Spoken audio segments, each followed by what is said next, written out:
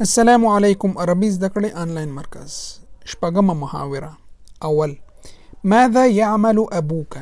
ماذا يعمل ابوک؟ پلار دې څه کار کوي یا ستا پلار څه کار کوي؟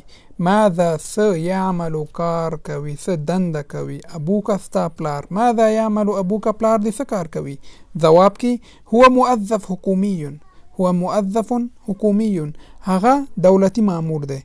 هغه دولتي مامور دی. هو موظف حکومي. دریم: کم اخن لک؟ کم اخن لک، څو ورونه لري یا ستا څو ورونه دي؟ عربي کې پښتنه دفع کېږي. کم اخن لک، ستا لپاره څو ورونه دي یا څو ورونه لري؟ ځواب کې وای لی ثلاثه اخوه. لی ثلاثه، زما لپاره درې اخوه ورونه دي. لی ثلاثه اخوه، زما درې ورونه دي. پنځم: أين تعيش عائلتك؟ أين تعيش عائلتك؟ أو تكي كمذكر تك كيجي أو كمؤنث كيجي. أين تعيش عائلتك؟ ستا کورنۍ چیرته ده؟ کورنۍ دې چیرته اوسیږي؟ أين چیرته تعيش اوسیږي عائلتك ستا کورنۍ؟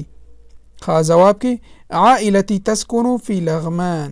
عائلتي تسكن في لغمان، کورنۍ مې لغمان کې اوسیږي. عائلتي تسكن في لغمان، کورنۍ مې لغمان کې اوسیږي. اووم: ما هو عنوان بيتك؟ ما هو عنوان بيتك؟ ستا د کور ادرس چیرته دی؟ د کور پته ادرس مو چیرته دی؟ عنوان بیتی، د کور ادرس می دا دی. عنوان بیتی کذا و کذا، فلانه او فلانه. اوس راځو خپل ورځنی مفردات ته. مفردات: د نن لوست درس اليوم. پښتو عربي اولی پښتو وایو، د نن لوست یا د نن درس، د نن سبق ته عربي کې درس اليوم، د نن درس وایي. دویم: د ناروغیو نومونه. د ناروغیو نومونه. اسماء الامراض. اسماء الامراض، د ناروغیو نومونه.